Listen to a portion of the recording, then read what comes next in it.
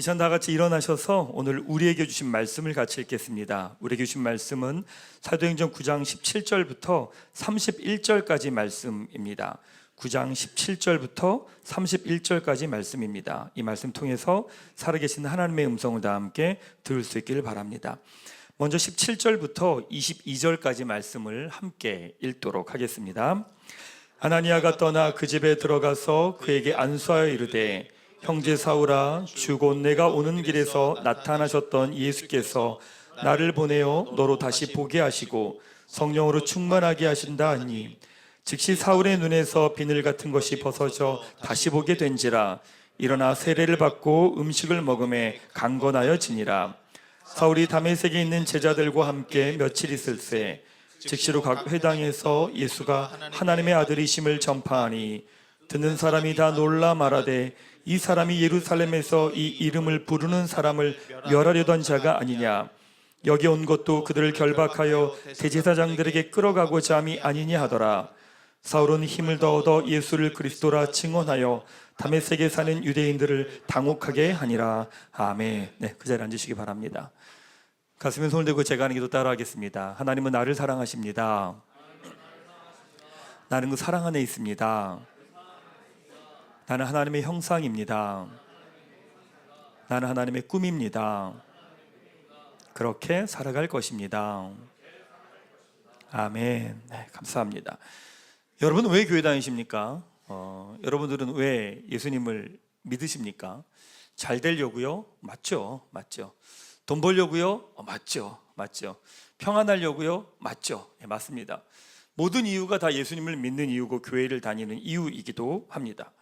그래서 근본적인 이유는 무엇이냐면 변화되고 싶기 때문입니다. 지금까지 살아온 삶과는 다른 삶을 살아가고 싶기 때문에 그렇습니다. 복음 앞에 서면 내가 지금까지 어떻게 살아왔는지가 보입니다. 내가 하나님 자리에서, 내가 공급자가 돼서, 내가 명령과 기준이 되어서 살아갔던, 인생의 모든 짐을 혼자 짊어지고 살아갔던 나의 모습이 보입니다. 복음 앞에 서면 더 이상 그렇게 살고 싶어지지 않습니다. 예수님을 믿는 사람들의 키워드는 다른 게 아니라 변화입니다. 달라지고 싶고 변화하고 싶고 성장하고 싶은 거죠. 결국 본질로 돌아가는 것입니다. 몰랐던 기준을 다시 세워가는 것이고, 내가 무시하고 신경 쓰지 않았던 원칙을 향해 다시금 나아가는 것입니다. 여러분, 예배의 목적도 결국에는 변화입니다. 예배를 제대로 드린 분들은요, 예배를 마치면서 내 생각이 맞구나 라고 확신하지 않습니다. 내 생각이 옳구나 라고 생각하지 않습니다. 오히려 나의 생각이 깨어지고 나의 지금까지의 삶이 흔들리기 시작을 합니다. 예배드리고 나서 맞아, 내 생각이 맞아가 아니라 내가 이 부분을 못 봤구나, 내가 이 길과 어긋났구나 라고 하면서 나의 삶을 말씀을 향해 맞춰가는 거죠. 근데 그 방향을 압니다. 근데 그 방향을 향해 걸어갈 힘이 나에게 없는 거예요. 어떡합니까? 성령님의 능력을 구하는 거죠. 그게 바로 우리의 기도입니다. 기도는 내 뜻대로 되게 해달라고 하는 게 아닙니다. 내가 원하는 걸 구하는 게 아닙니다. 하나님께서 원하신 방향이 저긴 걸 아는데 걸어갈 힘이 없기 때문에, 하나님, 저 길을 걸어갈 수 있는 힘을 주십시오, 능력을 주십시오. 그게 바로 우리의 기도인 거죠. 그 성령 하나님은 우리 삶 가운데 어떻게 변화를 만들어 가실까? 어떻게 우리 안에 그런 마음을 주시며 그런 변화가 일어날 수 있을까? 변화하고 싶은데 어떻게 그런 길들을 걸어갈 수 있을까? 오늘은 사도 바울의 회심을 통해서 그 부분을 조금 나누려고 합니다. 사도행전 15번째 시간으로 성령님은 우리를 거듭나게 하신다라고 하는 제목 가지고 말씀 같이 나누겠습니다. 사도 바울을 향한 하나님의 계획은요, 유대인이 아니라 이방인입니다. 15절 말씀 같이 한번 읽겠습니다. 시작. 주께서 이르시되, 가라, 이 사람은 내 이름을 이방인과 임금들과 이스라엘 자손들에게 전하기 위하여 택한 나의 그릇이라. 하나님은 지금까지 자기를 위해 살던 삶, 자기의 욕심과 이기심을 위해 살던 삶, 하나님을 위해 포장하고 율법을 위해 포장하고 유대인에 포장하며 살아왔던 사울의 삶을 하나님을 위한 삶으로 부르십니다. 참 놀라운 건, 하나님께서 사울의 인생을 부르셔서 변화를 만들어 가실 때 사울의 외적인 조건은 그대로 다 두십니다. 사울의 열심, 사울의 지식과 경험, 사울의 사회적 배경, 그 모든 것들은 다 그대로 두십니다. 그리고 그것들을 이방인들을 위한 복음을 전하는데 사용하시죠. 당연하죠. 왜냐하면 우리 인생이 지나온 모든 순간순간은 하나님의 손길이 담겨 있습니다. 하나님이 한 번도 우리를 떠나신 적이 없죠. 하나님이 우리를 버리신 적이 없습니다. 하나님의 모든 순간순간은 우리를 지키고 보호하신 하나님의 손길이었습니다. 그러니까 나의 지나온 모든 것 하나하나 그 어떤 것도 버릴 것은 없지요. 근데 중요한 건 무엇이냐면 그것을 대하는 태도가 바뀌어버립니다. 빌립보서 3장 8절 말씀을 같이 한번 읽겠습니다. 시작. 그러나 무엇이든지 내게 유익하던 것을 내가 그리스도를 위하여 다 해로 여길 뿐더러 또한 그 모든 것을 해로 여김은 내 주 그리스도 예수를 아는 지식이 가장 고상하기 때문이라. 사울에게 자랑이었던 내가 지식인이라는 것, 내가 최고의 스승 안에 배운 사람이라는 것, 내가 로마 시민이라는 것, 하는 것, 그것이 나의 자랑이고 기쁨이었는데 그게 더 이상 중요해지지 않게 된 거죠. 그것이 더 이상 내 우선순위가 되지 못한 겁니다. 예전엔 그걸 위해 살았습니다. 명예를 위해 살았고 권력을 위해 살았고 돈을 위해 살았습니다. 근데 성령께서 어떻게 하시느냐? 더 이상 그 모든 것들을 그대로 두시지만 그것들이 내 우선순위가 되지 않게 되는 거예요. 무엇이 우선순위가 되느냐? 예수 그리스도가 나의 우선순위가 됩니다. 놀랍지 않습니까? 어떻게 이럴 수 있을까? 정말 예수 그리스도가 내 인생에 그렇게 중요해질 수 있을까? 나의 자녀보다, 나의 가정보다, 나의 직장보다, 내가 갖고 있는 돈보다, 그 모든 것보다 예수 그리스도가 더 중요해질 수 있을까? 정말 그럴 수 있을까요? 이게 말이 될까요? 근데 니고데모라는 사람도 이런 질문을 가졌던 것 같습니다. 요한복음 3장 3절 말씀 같이 한번 읽겠습니다. 시작. 예수께서 대답하여 이르시되 진실로 진실로 내게 이르노니 사람이 거듭나지 아니하면 하나님의 나라를 볼 수 없느니라. 사람이 변화를 하는데 어떤 일이 일어나야 되느냐? 거듭나야 된다고 말합니다. 거듭나야 이런 변화가 일어날 수 있다라고 이야기하죠. 다시 태어나야 된다는 이야기입니다. 말도 안 되죠. 어떻게 사람이 다시 태어납니까? 말이 안 됩니다. 그러니까 니고데모가 이렇게 묻습니다. 4절 말씀 같이 한번 읽겠습니다. 시작. 니고데모가 이르되 사람이 늙으면 어떻게 날 수 있사옵나이까? 두 번째 모태에 들어갔다가 날 수 있사옵나이까? 이해가 안 되는 거예요. 다시 태어난다고요? 그럼 엄마 뱃속에 들어가야 됩니까? 아니 어떻게 뱃속에 들어갑니까? 말이 안 돼요. 이해가 안 됩니다 라고 하는 이야기입니다. 그러면 이런 변화는 불가능한 거잖아요. 아니 다시 거듭나야만 그 무엇보다 예수 그리스도가 소중해질 수 있다면, 그래 거듭나려면 우리가 엄마의 뱃속에 들어갈 수 없으니까 이런 변화는 불가능하다는 이야기가 될 겁니다. 그때 예수님께서 이렇게 말씀하세요. 5절 말씀 같이 한번 읽겠습니다. 시작. 예수께서 대답하실 때 진실로 진실로 내게 이르노니 사람이 물과 성령으로 나지 아니하면 하나님 나라에 들어갈 수 없느니라. 변화하려면 조건이 있다는 거예요. 그게 뭐냐? 물과 성령으로 거듭나야 된다고 말합니다. 물은 여러 가지 의미가 있지만 물은 회개를 의미합니다. 성령은 무엇이냐? 성령님이시죠. 그러니까 이런 변화를 일으키는 건 우리가 할 수 있는 게 아니란 이야기입니다. 여러분, 회개를 내가 하겠다고 할 수 있나요? 안 돼요. 내가 회개해야지 라고 해서 여러분들이 회개가 돼요? 안 돼요. 놀라운 건요, 그렇게 나쁜 짓을 한 사람도요 회개가 안 나옵니다. 잘못했죠? 뭐 그런가 보죠. 심지어 사람을 죽여도요 회개가 안 나옵니다. 회개는 내 의지와 내 열심으로 되는 게 아닙니다. 나쁜 짓인 거 알아요. 잘못됐다는 거 알아요. 근데 회개 안 나와요. 그게 안 돼요. 올해 초인가 고난주간 기도회 하는 시간이었는데 아침 기도회 하는 시간이었습니다. 첫째 날이었습니다. 정확히 기억하는 게 월요일 날 말씀을 전할 때 창세기 3장 말씀을 가지고 전했습니다. 아담과 하와의 죄에 대한 말씀을 전했어요. 말씀을 전하다가 하나님께서, 성령께서 제 안에 죄를 깨닫게 하신 거예요. 말씀을 전하다가 깨달은 거예요. 그리고 기도하는 시간에 앞자리에 앉아서 기도 들어갈 때 대성통곡을 하기 시작한 거예요. 한 20-30분을 대성통곡을 한 거예요. 그 다음에 이제 바로 병원 예배 가야 되는데 눈이 팅팅 부은 상태로 병원에 간 거예요. 거기가 또 안과잖아요. 안과에서 눈이 문제가 있는 것 같다고 진료하자고 진료까지 다 받고 왔어요. 성령께서요 깨닫게 하시니까 어떤 일이 일어나느냐? 회개가 시작이 됩니다. 회개가요 내 뜻대로 되지 않아요. 내 의지로 되지 않아요. 내 안에 계신 성령님 때문에 가능한 거예요. 그러니까 이렇게 말씀하세요. 6절 7절 말씀 같이 한번 읽겠습니다. 시작. 육으로 난 것은 육이요 영으로 난 것은 영이니 내가 내게 거듭나야 하겠다는 말을 놀랍게 여기지 말라. 육으로 난 것은 육이라는 말은 인간의 수고와 노력으로 변화는 일어나지 않는다는 이야기입니다. 여러분이 내가 변해야지, 달라져야지 라고 해도 변하지 않아요. 왜? 인간의 의지는 에너지거든요. 에너지는요, 에너지가 떨어지면 그만두는 거예요. 내가 달라져야겠다, 의지예요. 근데 의지가 멈추면 다시 원래대로 돌아와요. 그 무슨 말이냐? 육으로 난 것은 육이라는 거예요. 인간의 의지와 노력으로 진행된 것, 결국 인간의 모습으로 끝난다는 이야기입니다. 기독교 관점에서 자기계발서를 바라보는 관점이 있습니다. 자기계발서는 상당히 예수 믿는 사람들에겐 도움이 됩니다. 근데 근본적인 변화를 일으키지는 않습니다. 왜냐하면 의지는 에너지니까, 에너지가 없으면 의지도 없어집니다. 이 사회 보면 의지가 강한 사람일수록 나타나는 모습이 있어요. 의지가 강하니까 뭔가를 성취를 하잖아요. 근데 성취하려면 뭘 눌러야 되냐면 감정을 눌러버려야 돼요. 그러니까 우리나라에 똑똑하다고 말하는 사람들에게 나타나는 현상이 뭐냐? 이상한 짓을 하는 거예요. 왜? 자기의 이성으로, 의지로 감정을 눌러버린 상태에서 뭔가를 성취하니까 감정이 어느 상태에서 이상한 모습으로 분출이 되기 시작하는 거예요. 아니, 저렇게 정상적으로 똑똑하다는 사람은 왜 저런 짓을 하지? 아니, 왜 저런 결정을 하지? 저런 행동을 하지? 인간의 의지는 그렇습니다. 의지가 감정을 눌러버리면 인간은 이상한 행동을 하게 되어 있어요. 감정적으로 피폐해집니다. 육으로 난 건 육이에요. 변화는 육이 아니라 성령으로 되는 것이다 라고 말합니다. 그럼 더 놀라운 말씀을 하세요. 8절 말씀 같이 한번 읽겠습니다. 시작. 바람이 임의로 불매 내가 그 소리는 들어도 어디서 와서 어디로 가는지 알지 못하나니 성령으로 난 사람도 다 그러하니라. 바람이 불면 어디로 불어서 어디로 가는지 인간이 모른다는 거야. 근데 성령으로 난 사람도 똑같대요. 무슨 말이냐면 성령으로 난 사람에게 변화는 자기가 어떻게 변화가 일어났는지 모른다는 거예요.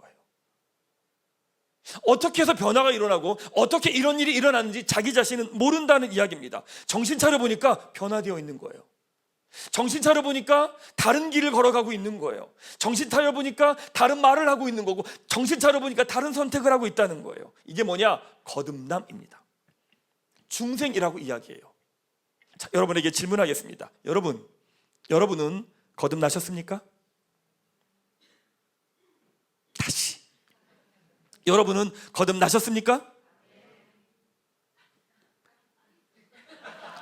일단 눈을 안 마주치려고 구원파와 이단들이 자주 쓰는 질문입니다. 구원파와 이단은 거듭남 중생을 되게 중요하게 여깁니다. 근데 그들은 이렇게 이야기합니다. 정해진 시간을 이야기합니다. 내가 정확하게 구원받은 시점, 거듭난 시점과 시간이 있다라고 이야기를 합니다. 근데 사실 거듭난 사람은 자신이 어떻게 거듭났는지 잘 모릅니다. 어느 시간에 거듭났는지 잘 모릅니다. 여러분, 이 자리에서 내가 예수를 믿습니다라고 고백을 해요. 그러면 이 자리에서 믿어진 거예요? 아니에요. 이미 내 안에 믿어졌기 때문에 그 고백이 나오는 거거든요. 그러니까 내가 어느 시간에 거듭났는지 사실은 알 수 없습니다. 아기가 태어나요? 아기가 태어나면 자기가 태어났다는 걸 아기가 아나요? 몰라요. 정신 차려보니까 태어나 있는 거지. 그 자기가 몇 시에 태어났는지 자기가 알아요? 몰라요. 엄마 아빠가 너 몇 월 며칠에 태어났어 라고 하니까 아는 거지. 영적으로 동일해요. 영적으로 자기가 언제 거듭났는지, 언제 태어났는지 몰라요. 알 수 없어요. 그런데 변화가 있는 거예요. 그래서 거듭난 사람들의 변화는요, 자기 자신은 몰라요. 주변 사람들이 먼저 알아요. 그래서 주변 사람들이 뭐라고 말하는 줄 알아서 이렇게 말해요. 너 왜 그래? 이렇게 말해요. 야, 하던 대로 해. 너 왜 이상한 짓을 하고 그래? 왜 갑자기 성경 읽고 그래? 왜 갑자기 교회 간다고 그래? 종종 이런 분들이 있어요. 주변 사람들 인정하지 않는데 자기 혼자 스스로 자기는 변했다고 하는 인간들이 있습니다. 이런 분들은 되게 기도가 필요한 분들이에요. 진짜 변화는요, 자기는 몰라요. 주변이 알아요. 그 변화가 시작되면서 주변 사람들이 그거를 보기 시작을 하는 거죠. 무슨 말이냐? 바람이 부는 것처럼 성령이 난 사람도 자기가 어떻게 변화됐는지를 몰라요. 그러니까 여러분들에게 여러분이 변화됐습니까? 거듭났습니까? 라고 말하면 멈칫거리는 게 당연해요. 근데 거듭난 사람에게 나타난 변화가 세 가지가 있습니다. 눈으로 드러나는 변화가 세 가지가 있어요. 첫 번째 뭐냐? 관심의 변화입니다. 20절 말씀 같이 한번 읽겠습니다. 시작. 즉시로 각 회당에서 예수가 하나님의 아들이심을 전파하니. 사울이 거듭나고 난 다음에 첫 번째 변화가 뭐냐? 관심이 달라졌습니다. 이 땅에 있는 것들 향해, 이 땅을 향한 관심, 돈과 명예와 권력과 이 땅에 있는 관심에서 하나님을 향한 관심으로 바뀌어가는 거예요. 하나님을 알아가고 싶어 하는 거죠. 말씀을 알아가고 싶은 거예요. 기도하고 싶어지는 거예요. 관심이 바뀌어가요. 두 번째 변화가 있습니다. 삶의 변화가 있습니다. 22절 같이 한번 읽겠습니다. 시작. 사울은 힘을 더 얻어 예수를 그리스도라 증언하여 다메섹에 사는 유대인들을 당혹하게 하니라. 두 번째 변화는 뭐냐? 다른 삶을 살고 싶어집니다. 지금까지 살아왔던 삶이 아니라 내가 다르게 살아가고 싶어진다는 마음이 들고요, 그 삶을 향해 한 걸음 한 걸음 나아가기 시작을 하는 거죠. 지금까지 내 열심으로 살아왔어요. 내 노력으로 살아왔어요. 근데 이제는요, 하나님을 믿으며 살아가는 삶을 살아가고 싶다는 마음으로 다른 걸음들을 걸어가요. 어떤 일들이 일어나냐고요? 이래요. 갑자기 아침 예배 나와 있어요. 이 불안한 거예요. 안 하던 기도를 하게 나와 있는 거 불안한 거예요. 가끔 성도님들이 안 나오던 분이 아침 예배 나와요. 왜 그러냐면요, 기도해야겠다, 다른 마음이 주어진 거예요. 다르게 살아보게 나온 거예요. 그래서 저는 불안한 거예요. 저렇게 4층 올라가거든요. 4층에 올라가면 딱 나가자마자 기도실이 보여요. 기도실이. 그럼 거기에 기도 중입니다. 그럼 불안한 거예요. 저는 아니 왜 그래, 하던 대로 하지, 그냥 하던 대로 하지. 갑자기 이 사람들이 갑자기 기도하기 시작하는 거예요. 기도 중입니다. 그러면 저거 수상한데? 살짝 문을 열어봐요. 그럼 기도 소리가 들려요. 문 닫고 다시 나오는 거죠. 왜요? 다르게 살아가고 싶어지는 거예요. 그 마음이 주어지는 거죠. 세 번째, 관계의 변화가 일어납니다. 26절 말씀 같이 한번 읽겠습니다. 시작. 사울이 예루살렘에 가서 제자들을 사귀고자 하니. 세 번째 변화 뭐냐면요, 만나는 사람들이 달라져요. 다르게 말하면 노는 물이 달라져요. 예전에 놀던 사람들, 같이 하던 사람들, 그 사람들하고 노는 게 이제 재미가 없어지는 거예요. 그러니까 같이 있기는 해요. 근데 이야기하고 마시고 놀아요. 근데 허무해요. 기쁨이 없어요. 그러니까 어떻게 해요? 다른 사람들하고 모이기 시작하는 거예요. 교회에 와요. 교회 사람들하고 이야기를 해요. 그리고 그러면서 놀고 있는 그 사람들하고 있는 모습이 너무 어색한 거예요. 교회 모임인데 왔어, 같이 이야기해요. 근데 그것도 되게 어색한 거예요. 근데 이 사람들하고 있는 게 재밌어지기 시작하는 거예요. 여러분, 거듭난 사람에게 나타나는 세 가지 변화가 이겁니다. 관심이 달라집니다. 두 번째, 다르게 살고 싶어집니다. 세 번째, 관계가 달라집니다. 왜요? 거듭났기 때문에 그래요. 자, 여러분 삶 어떠십니까? 여러분 삶 가운데 이런 변화들이 일어나고 있습니까? 계속 일어나고 있습니까? 우리 안에 어떤 일이 일어나는지 몰라요. 어떤 일이 일어났는지 모르는데 우리 안에 그런 변화들이 드러나기 막 시작하는 거죠. 그럼 여러분, 이 변화가 내가 잘해서 생긴 거예요? 내가 노력해서 생긴 거예요? 아니에요. 성령님이 거듭나게 하신 거예요. 성령님께서 사울을 거듭나게 하신 겁니다. 근데 동일하게 우리도 거듭나게 하십니다. 유발 하라리가 넥서스라고 하는 책에서 이런 이야기를 합니다. 역사의 유일한 상수는 변수다. 역사에서 일어날 수 있는 것은 반드시 일어나게 되는 건 뭐냐? 변수라고 하는 말입니다. 다르게 말하면 변화는 인간의 노력으로 만드는 게 아니라는 거예요. 성령님께서 변화를 시작하시고 그 변화의 바톤을 우리에게 넘겨주신 거라는 거예요. 맞죠? 여러분, 우리는 변화를 만들어낼 능력이 없어요. 우린 변화를 만들 수 없어요. 변화는 성령님이 만들어 가시는 거죠. 우리 일상도 그렇지 않나요? 왜 삶이 힘드냐면 변화를 내가 만들겠다고 하는 거예요. 내가 내 아내를 바꾸겠다고 말하는 거죠. 내 자녀를 바꾸겠다는 거예요. 내 배우자를 바꾸겠다는 거예요. 저 사람을 바꾸겠다는 거예요. 그러면 힘든 거예요. 변화는 인간이 만드는 게 아니에요. 만들 수 없어요. 돌아보면 관계가 왜 어려울까? 그 변화를 내가 만들려고 하는 거예요. 내가 하겠다고 하는 거죠. 그러니까 나도 힘들고 주변도 힘든 거예요. 사랑하는 여러분, 결국 변화는 누가 만들어가느냐? 성령님이 만들어가세요. 요즘 성령께서 여러분 삶 가운데 어떤 변화를 만들어가고 계시나요? 어떤 일들을 행하고 계시나요? 어떤 역사들을 막 만들어가고 계시나요? 우리가 할 일은 뭔지 아세요? 성령님이 시작하신 변화의 바톤을 받아서 달려가는 게 우리 할 일이에요. 우리는 변화를 만드는 사람이 아니에요. 성령님이 지금도 일하세요. 역사하세요. 여러분의 마음 가운데 일하세요. 변화를 만들어 가세요. 새로운 마음을 주세요. 새로운 생각을 주세요. 그럼 그 마음을 붙들고 달려가는 게 우리의 응답이에요. 성령님께서 시작하신 변화를 따라서 사울이 달려가려고 해요. 근데 어떤 일이 일어나느냐? 26절 말씀 같이 한번 읽겠습니다. 시작. 사울이 예루살렘에 가서 제자들을 사귀고자 하나 다 두려워하여 그의 제자됨을 믿지 아니하니. 당연하죠. 스데반 순교의 핵심적인 인물이 사울이었거든요. 근데 그 사울이 예수님을 믿는다고 말하는 것 당연히 못 믿죠. 변화의 걸음을 걸어가려고 해요. 그럼 여러분, 반드시 주변 사람들은 손가락질합니다. 비웃습니다. 네가 뭘? 네가 뭘 할 수 있다고 그래? 너 왜 그래? 너 하던 대로 해. 사람들은요 비웃어요. 성령님이 시작하신 변화의 바톤을 받아서 내가 달려가려고 하면 주변이 난리를 쳐요. 그래서 우리가 오래 못 가요. 그때 한 사람이 나타납니다. 27절 같이 한번 읽겠습니다. 시작. 바나바가 데리고 사도들에게 가서 그가 길에서 어떻게 주를 보았는지와 주께서 그에게 말씀하신 일과 다메섹에서 그가 어떻게 예수의 이름으로 담대히 말하였는지를 전하니라. 사울의 변화를요 누구도 받아주지 않아요. 근데 그 사울의 변화를 시작될 때 그 변화를 알아준 사람이 누구냐? 바나바예요. 바나바가 사울의 변화를 받아서 변화의 바톤을 받아서 함께 이어줘요. 여러분, 이 걸음 때문에 안디옥 교회가 생긴 거예요. 안디옥 교회 때문에 복음이 아시아에서 유럽으로 전해진 거예요. 성령 하나님께서 사울에게 시작된 그 변화를 누군가가 함께 해줍니다. 함께 호응해 줍니다. 같이 기도합니다. 같이 박수 쳐줍니다. 그것이 지금 우리가 이 자리에서 복음을 듣게 된 이유이기도 합니다. 맞아요. 변화는요 성령님이 시작하세요. 그 변화를 이끌어갈 땐 혼자 못해요. 옆에 누군가가 있어야 돼요. 함께 도와줘야 돼요. 격려해줘야 돼요. 응원해줘야 돼요. 박수 쳐줘야 돼요. 지난주부터 이제 부부학교가 시작이 됐습니다. 이제 부부들도요 몇 년 살다 보면 상대가 변하지 않을 거라고 생각합니다. 왜? 지금까지 안 변했으니까. 그러니까 서로가 어느 정도 포기하고 살아요. 그리고 마음을 내려놓고 그냥 사는 거죠. 근데 부부학교 하면 반드시 변화가 일어납니다. 약간 약장수 느낌인데 부부학교면 반드시 변화가 일어납니다. 왠지 아세요? 지금까지 해오지 않았던 걸 시키거든요. 아침에 나갈 때 어떻게 하는 줄 아세요? 아내 안아주고 나가라고 그래요. 안아주고 나가라고 그래요. 이번 주부터는요 안아주고 아내에게 축복의 말을 해주고 나가라고 해요. 그 다음 주에는요, 이분들은 몰라야지 어떻게 진행되는지, 그 다음 주에는요 잠들기 전에 아내랑 같이 공동 기도문을 읽으면서 잠들게 해요. 그러니까 무슨 말이냐면 지금까지 우리 가정이 해오지 않았던 패턴을 다른 패턴을 시켜요. 반드시 변화가 일어나요. 근데 놀라운 게 있어요.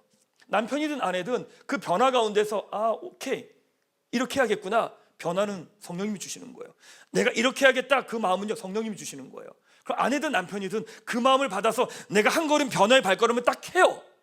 근데 그 변화의 발걸음에 남편이 그 응답을 딱 해주잖아요. 그 부분은요 한 주 만에 바뀌어버려요. 그 변화가 이 가정 가운데 있길 바랍니다. 변화가 딱 일어날 때 그 변화의 바톤을요 누군가 같이 딱 맞춰주잖아요. 그 가정 바로 변해요. 이런 가정이 있어요. 남편이 변화의 걸음을 딱 걸었어. 근데 아내가 시큰둥해. 반응이 없어. 그러면요 오래 못 가요. 변화도요 성령께서 주신 변화는 우리 안에서 먼저 일으키세요. 그래서 이런 거예요. 내가 그래서 말 한마디 건넸어요. 근데 남편들이 아내들이 그 변화를 영적 감각으로 인식하는 거예요. 뭐지? 뭔가 있구나 지금. 그 말에 같이 응답해줘요. 그러면 여러분 변화는 바로바로 일어나요. 사랑하는 여러분, 성령께서요 지금도 여전히 여러분의 삶과 가정과 교회와 직장과 걸음걸음에 계속 변화를 일으키세요. 오늘도 예배를 드리면서 여러분 안에 성령께서 새로운 마음을 주실 거예요. 본문과는 전혀 관계없어요. 근데 갑자기 오늘 말씀 듣고 난 다음에 오늘 아내를 보자마자 아내 안아줘야겠다 뭐 이런 마음이 들 수 있어요. 그 성령께서 어떻게 가는지 몰라요. 중요한 건 뭐냐면 그 마음 주시면 그 마음을 따라서 내가 한 걸음 걸어가는 거예요. 영적 센스가 뭔지 아십니까? 가정 가운데 변화를 인식하는 겁니다. 갑자기 아내가 다른 말을 하기 시작해요. 남편이 다른 말을 하기 시작해요. 아이들이 다른 말을 하기 시작해요. 그걸 인식하는 거예요. 그 변화의 버튼을 받아서 같이 움직일 때 변화가 일어나기 시작하는 거예요. 그때 어떤 일들이 일어나느냐? 28절 29절 말씀 같이 한번 읽겠습니다. 시작. 사울이 제자들과 함께 있어 예루살렘에 출입하며 또 주 예수의 이름으로 담대히 말하고 헬라파 유대인들이 함께 말하며 변론하니 그 사람들이 죽이려고 힘쓰거든. 사울이 자기의 시작된 변화의 버튼을 받고 달려갈 때 누군가가 함께 하니까 어떻게 하는 줄 아세요? 더 담대해지는 거죠. 근데 그 변화가 공동체 가운데 어떤 모습으로 나타나느냐? 31절입니다. 같이 한번 읽겠습니다. 시작. 그리하여 온 유대와 갈릴리와 사마리아 교회가 평안하여 든든히 서가고 주를 경외함과 성령의 위로로 진행하여 수가 더 많아지니라. 아멘. 그 변화를 함께 만들어갈 때 모두가 평안하고 든든하게 서간다라고 말씀을 하십니다. 사랑하는 여러분, 성령께서 우리를요 거듭나게 하셨습니다. 그래서 여러분들이 이 자리에 있는 거예요. 여러분이 어떤 모습이고 어떻게 살았는지 사실 중요하진 않아요. 왜? 구원의 조건이 우리에게 있지는 않으니까. 내가 아무리 개차반 같은 삶을 살아도 구원이 달라지지 않아요. 왜? 구원의 조건은 우리에게 있지 않아요. 그분께 있었어요. 그래서 여러분들이 지금 이 자리에 있는 거예요. 그 말은 무슨 말이냐면 성령께서 지금 변화의 걸음들을 여러분의 인생 가운데, 여러분의 가정 가운데, 자녀 가운데 변화를 지금 계속 일으키고 계시다는 이야기예요. 근데 우리가 고집이 너무 세요. 안 봐요, 안 봐요, 안 들어요. 자기 아픔과 상처가 너무 크니까 아내가 하는 말이 안 들려요. 아이들이 하는 말이 안 들려요. 성령께서 주변을 통해 계속 일하시는데 내 상처가 크고 내 분노가 크고 내 아픔이 크니까 나에 갇혀 있는 거죠. 아니요, 성령님 지금도 일하세요. 여러분의 가정 가운데 변화를 만들어 가세요. 새로운 마음을 주세요. 아이에게도 새로운 마음을 주세요. 갑자기 공부 안 하던 녀석이 공부해보겠대요. 이게 뭔 일이에요 이게. 부모가 아무리 해도 안 되거든요. 아무리 난리친다고 안 돼요. 근데 그건 성령님이 하세요. 여러분, 성령님 일하지 않으신다고요? 아니에요. 지금도 일하세요. 여러분 가정 가운데, 여러분 삶 가운데 계속 성령님께 선한 일 행하시고 변화를 만들어 가세요. 중요한 건 내 안에 성령님께 새로운 마음 주셨을 때 그걸 붙들고 한 걸음 내딛는 거예요. 변화의 마음 주셨어요. 변화의 마음 만들어 가세요. 안 돼요. 우리 남편 안 돼요. 우리 아내 안 돼요. 우리 애들 안 돼요. 회사 가정 안 돼요. 여러분들이 결정 짓지 마세요. 변화는 언제나 성령님이 시작하세요. 그 마음 주시면 그 마음 잡고 한 걸음 내딛으세요. 결과는 우리의 영역이 아니에요. 믿음으로 내딛으세요. 그때 하나님께서 새 일을 행하세요. 사랑하는 여러분, 여러분 삶 가운데 성령께서 변화를 만들어가고 일으키고 계심을 믿으시기 바랍니다. 그것들을 보는 영적인 눈이 여러분들에게 열리게 되기를 주님의 이름으로 축원합니다. 말씀을 마무리하도록 하겠습니다. 돈의 심리학을 쓴 모건하우젤이 불변의 법칙이라고 하는 책을 씁니다. 거기에서 시대가 지나도 변하지 않는 23가지 이야기를 합니다. 거기서 참 재미있는 이야기를 하나 합니다. 이런 이야기를 해요. 사실 우리는 미래를 예측하는 능력이 꽤 뛰어나다. 다만 뜻밖의 놀라운 일은 예측하지 못할 뿐이다. 그리고 그것이 모든 것을 좌우하곤 한다. 우린 다 예측해요. 남편을 바라보고 미리 예측합니다. 아내를 바라보고 예측합니다. 자녀를 바라보고 예측합니다. 내 인생을 예측합니다. 근데 뭐라고 말하느냐? 늘 뜻밖의 일이 일어난다는 거예요. 그건 하나님의 일이라는 거예요. 결국 그 모든 것이 다 바꾼다는 거예요. 자기계발서도 읽어보면 본질적으로 다 하나님 이야기를 합니다. 다만 하나님을 표현하지 않을 뿐이지. 그러니까 내가 어떻게 할 수 없는 변화가 일어나서 그 변화 때문에 나의 삶이 다 바뀌어버린다는 거예요. 사랑하는 여러분, 성령께서 여러분 삶 가운데 새 일을 행하고 계심을 믿으시기 바랍니다. 여러분의 아픔과 눈물과 여러분 안에 갇혀있던 눈을 열어 주변을 좀 바라보십시오. 아내를 바라보시고 남편을 바라보시고 부모님을 바라보시고 자녀를 바라보시고 옆을 바라보십시오. 성령께서 가장 선한 일을 행하고 계십니다. 그 변화에 믿음으로 응답하는 여러분 한 분 한 분 되시기를 주님의 이름으로 축원합니다.